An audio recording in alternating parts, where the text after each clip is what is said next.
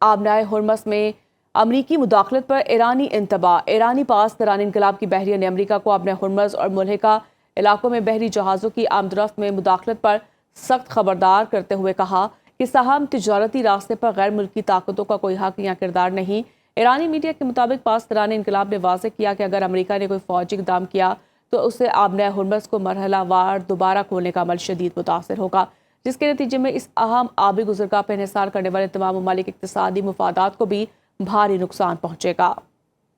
مشرق وسطیٰ میں بڑھتی کشیدگی میں کمی کے لیے سفارتی کوششیں تیز۔ پاکستان اور قطر سمیت علاقائی ممالک امریکہ اور ایران کے درمیان بڑھتی کشیدگی کم کرنے کے لیے سرگرم۔ قطر، پاکستان، ترکیہ، مصر اور سعودی عرب کی جانب سے جوہری مذاکرات کی بحالی کے لیے سفارتی کوششیں تیز۔ امریکی میڈیا کے مطابق ثالثی کرنے والے ممالک نے امریکی اور ایرانی حکام سے متعدد رابطے کیے۔ ذرائع کے مطابق ثالثوں کی پہلی ترجیح کشیدگی میں کمی اور مذاکرات کی نئی تاریخ طے کرنا ہے۔ امریکی عہدیدار نے کہا ٹرمپ انتظامیہ تنازع کے پرامن حل کے لیے پرعزم، تکنیکی سطح پر مذاکرات کا عمل بدستور جاری ہے۔ ایران کے رہبر معظم آیت اللہ سید علی خامنائی اور ان کے شہید اہل خانہ کو ان کی وصیت کے مطابق حضرت امام علی رضا کے روضہ مبارک کے احاطے میں مذہبی اعزاز کے ساتھ سپرد خاک کر دیا گیا۔ اس سے قبل مشہد مقدس میں ان کی نماز جنازہ رکعت امیز مناظر کے ساتھ ادا کی گئی، جس کی امامت ان کے بڑے بیٹے مصطفیٰ خامنائی نے کی ہے۔ جنازے میں لاکھوں کی تعداد میں مرد، خواتین اور معصوم بچوں نے شرکت کی، جو اپنے محبوب قائد کی تصاویر سینے سے لگائے شدت غم سے غریازاری کرتے رہے۔ نماکوں کے ساتھ سوگواروں کے جمع غفیر نے امریکہ اور اسرائیل کے خلاف سخت نعرے بازی کی اور انتقام کی فلک شگاف صدائیں بلند کی۔ امریکی حملوں کے باعث ٹرین سروس مکمل بند ہونے پر عوام نے سڑک کے ذریعے طویل سفر طے کر کے مشہد کا رخ کیا اور آخری رسومات میں شریک ہوئے۔ ایران کے جنوبی صوبوں اور ساحلی شہروں بشہر، جگادک، بندر عباس، جاسک اور کنارک میں جمعرات کے روز یکے بعد دیگرے کئی زوردار دھماکوں کی آوازیں سنی گئی۔